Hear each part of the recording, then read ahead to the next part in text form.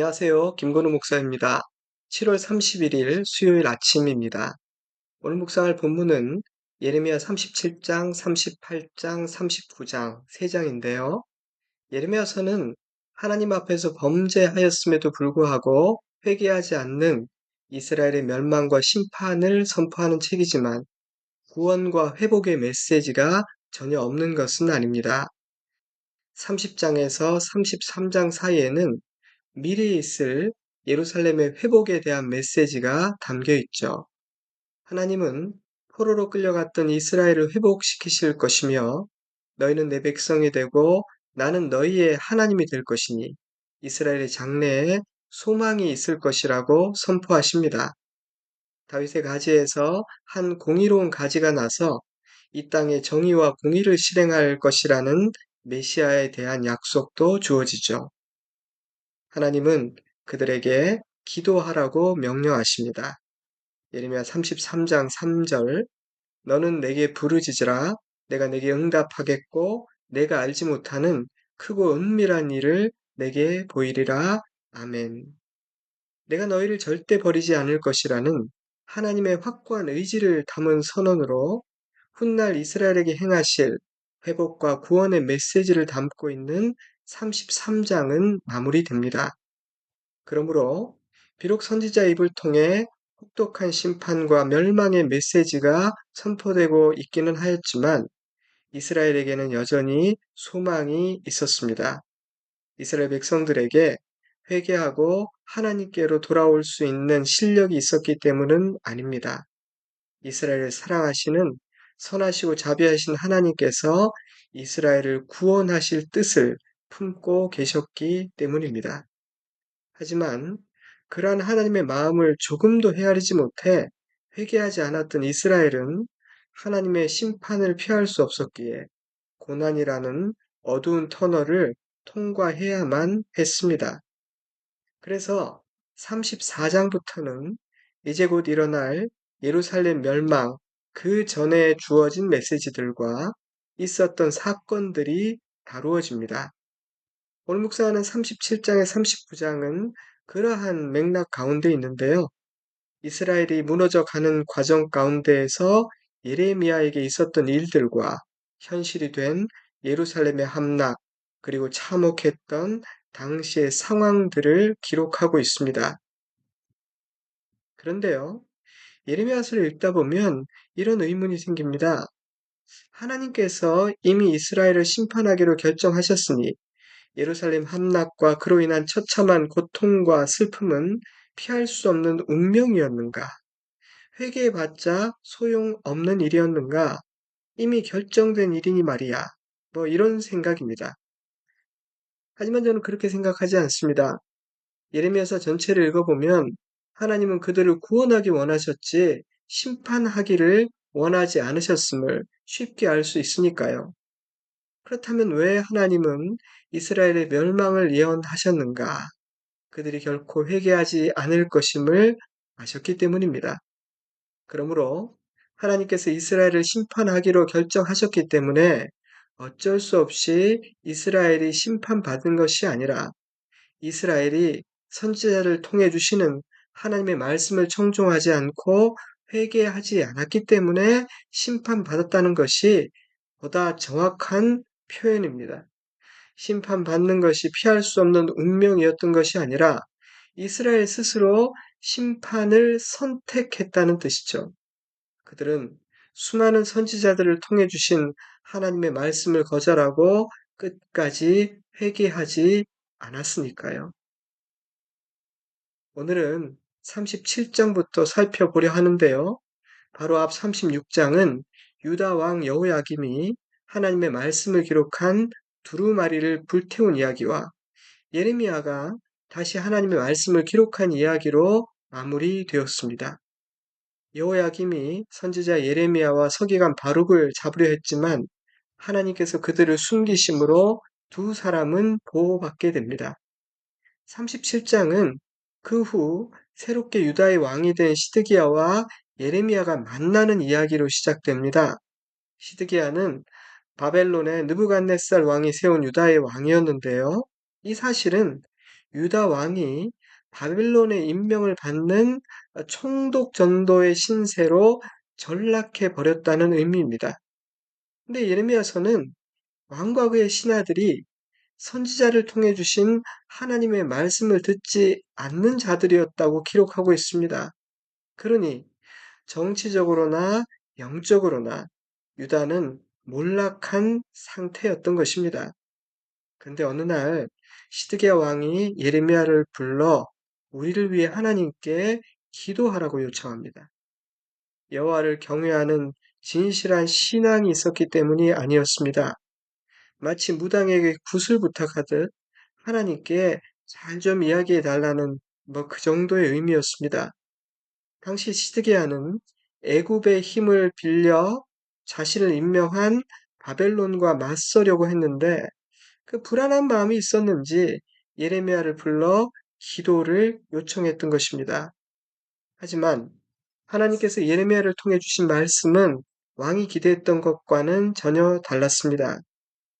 너희를 도우려 오던 바로의 군대는 애굽으로 돌아가겠고 바벨론 군대가 다시 와서 이 성을 쳐서 빼앗고 불사를 것이다. 잠시 바벨론 군대가 물러가겠지만 영원히 떠난 것이라고 착각하지 마라. 그들은 다시 돌아와 너희를 칠 것이다. 듣고 싶었던, 기대했던 메시지가 아니었기에 시드기야는 당황했을 겁니다. 그러나 바벨론 군대가 애굽 군대가 두려워 잠시 퇴각하자 유다 왕은 예레미야의 말을 무시합니다. 예레미야는 관리들과 귀족들의 미움을 사게 되었고요. 고향으로 돌아가던 예레미야는 갈대아인들에게 항복하러 간다는 누명을 쓰게 되고 보관들에게 끌려가 매질을 당한 후에 뚜껑을 씌운 웅덩이에 가둬지게 됩니다. 갇힌 지 며칠이 지난 어느 날 시드기야 왕이 다시 사람을 보내 비밀리에 은밀하게 묻습니다. 혹시 여호와께서 뭔가 말씀하신 것은 없느냐? 바벨론 군대가 물러가긴 했지만 왕은 꽤나 찜찜했었나 봅니다. 예레미야는 이렇게 대답하죠. 있습니다. 왕은 바벨론 왕의 손에 넘겨지게 될 것입니다. 왕이시여, 저는 하나님께서 제게 주신 말씀을 있는 그대로 전할 수밖에 없습니다. 하나님께서 주신 말씀을 가감 없이 전한 예레미야는 자신은 왕과 백성들에게 아무런 죄를 범하지 않았으니 이 웅덩이에서 풀어달라고 탄원합니다. 왕은 그 탄원을 받아들여 웅덩이에서 꺼내 시위대 감옥 뜰에 두게 하고 매일 떡 한 개씩을 주게 하죠. 비록 자신이 듣고 싶은 말이 아닌 심판의 메시지를 듣게 되기를 하였지만 시드기야 왕은 예레미야를 하나님의 선지자로 인정하고 두려워했다는 것을 알 수 있는 대목입니다. 하지만 그에게는 하나님의 말씀을 받아들이고 돌이킬 용기는 없었습니다. 시위대 뜰에 갇혀 있는 동안 예레미야에게는 말씀 듣기 원하는 이들을 만나 하나님의 말씀을 전할 수 있는 조금의 자유는 있었던 것 같습니다. 그런데 어느 날 예레미야가 사람들에게 선포하는 하나님의 말씀을 들은 4명의 고위 관리가 시드기야 왕을 찾아가 이렇게 말합니다. 왕이시여, 예레미야가 바벨론에 항복하지 않으면 멸망할 것이다. 이 성은 반드시 바벨론에 함락되고 말 것이다. 이렇게 백성들을 낙담시키는 말을 하고 있습니다. 당장 그를 죽여 그 입을 막아야 합니다. 줏대도 없고 용기도 없던 시드기야가 그들로부터 예레미야를 보호해줄 이유는 없었습니다. 그래서 그들에게 예레미야를 내어주게 되고 예레미야는 진흙 구덩이에 던져지게 되죠. 온통 예레미야를 죽이려는 사람들로 가득했지만 예레미야를 살리고자 하는 한 사람이 있었습니다. 그는 왕국 메시 구스 사람 에벳 멜렉이었죠. 그는 왕을 찾아가 이렇게 말했습니다. 왕이시여, 저들이 예레미야에게 한 일은 너무나 악합니다. 예레미야는 저런 취급을 당할 만한 악한 일을 행하지 않았습니다. 저대로 며칠을 더 둔다면 그는 굶어 죽고 말 것입니다. 참으로 아이러니한 일이 아닙니까? 동족들이 죽이려 혈안인 한 선지자를 한 이방인이 구명하려 하고 있습니다. 그것도 자신의 지위와 목숨까지 걸고 말이죠. 여러분, 이 한 사람이 상황을 바꿀 수 있을까요? 이 한 사람이 예레미야를 구원할 수 있을까요? 네, 한 사람이면 충분했습니다. 예레미야를 죽이려는 사람은 너무도 많았지만 하나님은 용감한 이 한 사람을 통해 자신의 종 예레미야를 구원해 내십니다. 용기가 없어 내어주긴 했지만 왕은 찜찜함이 있었던 모양입니다. 그래서 에벤 멜렉에게 명령하죠. 30명을 데리고 가서 예레미야가 죽기 전에 그를 구하라. 그리하여 예레미야는 웅덩이에서 나오게 되었고 다시 시위대 뜰에 갇히게 됩니다. 그 왕은 다시 사람을 보내 예레미야를 데리고 오게 한 후에 이렇게 묻습니다. 내가 너에게 한 가지를 물으려 하는데 숨기지 말고 있는 그대로 답하라. 예레미야가 대답합니다. 진정 그래도 되겠습니까? 제가 전한 하나님의 말씀을 들으실 것입니까? 듣고도 저를 죽이지 않으시겠습니까? 왕은 대답하죠. 하나님 앞에서 맹세하마 너를 죽이지 않을 것이고 다른 이들의 손에도 넘기지 않을 것이다. 예레미야가 입을 열어 전한 메시지는 앞서 전했던 메시지와 조금도 다르지 않았습니다. 바벨론에게 항복한다면 왕은 살 것이며 가족들은 안전할 것이고 성은 불타지 않을 것입니다. 그러나 항복하지 않는다면 성은 불탈 것이고 왕은 그들의 손을 벗어나지 못할 것입니다. 분명하고 단호한 말씀이었습니다. 게다가 하나님은 반복적으로 같은 말씀을 주셨습니다. 그러므로 시드기야는 결단을 해야 했습니다. 순종해야 했습니다. 그것이 자신을 지키고 나라를 지킬 수 있는 유일한 길이었습니다. 하지만 시드기야는 자신의 미래와 안전이 하나님의 손에 있다는 사실을 믿을 수가 없었습니다. 그에게는 하나님보다 갈대아인들과 이미 그에게 항복한 유대인들이 더 강하고 두려웠습니다. 그래서 예레미야를 통해 주신 하나님의 마지막 기회를 거절하고 맙니다. 하지만 예레미야와 했던 약속만은 지켰습니다. 예레미야를 그를 죽이려던 자들의 손에 넘기지 않았고요. 예루살렘이 함락되는 날까지 시위대 뜰 감옥에 머무르게 하였습니다. 하지만 그가 진정으로 해야 했던 일은 그 정도 수준의 일은 아니었죠. 그는 하나님의 말씀에 순종해야 했습니다. 그는 하나님을 신뢰하고 하나님께 자신의 미래를 맡겨야 했습니다. 그는 회개해야 했습니다. 하지만 왕에게는 믿음도 용기도 없었습니다. 그는 두려워해야 할 그 한 분을 두려워하지 않고 사람과 세상을 두려워하는 사람이었기 때문입니다. 그러한 선택의 결과는 39장에 기록되어 있습니다. 예레미야를 통해 말씀하신 그대로 예루살렘은 함락됩니다. 시드기야 왕 제9년 열째 달에 바벨론 군대가 예루살렘을 포위하고 공격을 시작하고요. 제11년 넷째 달 아홉째 날에 마침내 예루살렘은 함락됩니다. 그 과정이 얼마나 처참했는지는 예레미야 애가가 자세히 기록하고 있죠.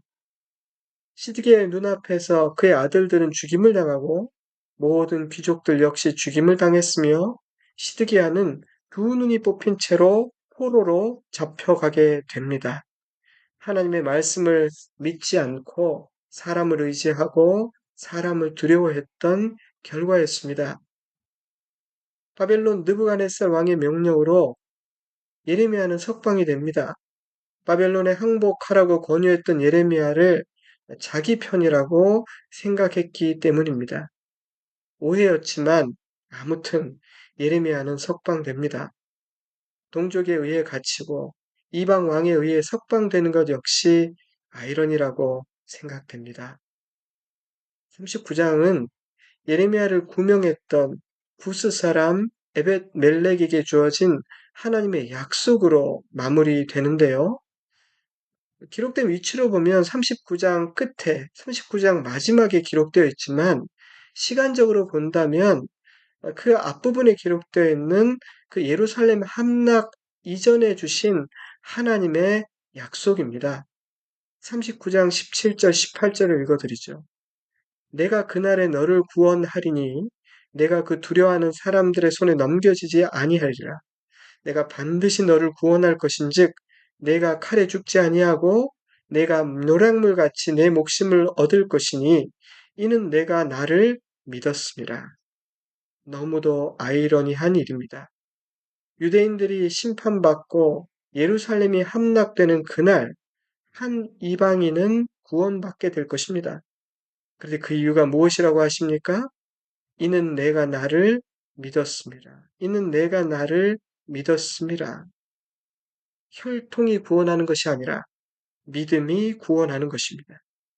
유대인들은 하나님을 믿지 않아 멸망할 수밖에 없었지만 구스 사람 에벳 멜렉은 하나님을 믿었기에 그 심판의 날 구원받게 되는 것입니다. 이는 내가 나를 믿었음이라. 저는 이 말씀이 오늘 묵상한 이 단락의 핵심이며 결론이라고 생각했습니다. 믿는 자는 살게 되고 믿지 않는 자는 죽게 되는 것입니다. 우리의 생사는 우리의 구원과 파멸은 믿음에 의해 결정된다는 뜻입니다. 재물도, 명예도, 지위도, 우리가 가지고 있는 그 어떤 권력도 우리를 구원하고 지켜주지 못합니다. 우리를 구원하고 지켜주는 것은 믿음입니다. 사랑하는 여러분, 나의 생명, 나의 구원, 나의 안전, 나의 미래, 누구의 손에 달려있다고 생각하십니까? 내가 두려워하는 것은 누구이며 무엇입니까? 나는 하나님의 말씀을, 내가 듣고 읽는 하나님의 말씀을 신뢰하고 순종합니까? 오늘 묵상한 이 단락이 우리에게 던지는 중요한 질문들입니다. 살고자 있었던 자들은 죽었습니다. 그러나 죽음을 두려워하지 않고 선지자를 지키려 했던 자, 하나님 편에 섰던 자는 살았습니다. 하나님을 믿지 못한 자와 하나님을 믿은 자의 결론은 너무도 달랐습니다. 사랑하는 성도 여러분, 저와 여러분이 하나님을 믿는 자 되기를 원합니다. 저와 여러분이 구스 사람 에벳 멜렉처럼 하나님의 사람을 지켜내는 자, 하나님의 편에 서는 자, 하나님을 믿는 자 되기를 원합니다. 아멘. 이는 내가 나를 믿었습니다. 이제 우리에게 주신 말씀을 묵상하며 잠시 기도하는 시간을 가지면 좋겠습니다. 오늘 나에게 주시는 말씀은 무엇입니까? 그 메시지를 붙들고 기도하시기 바랍니다. 저는 주일에 뵙겠습니다. 평안하시고 강건하십시오. 샬롬.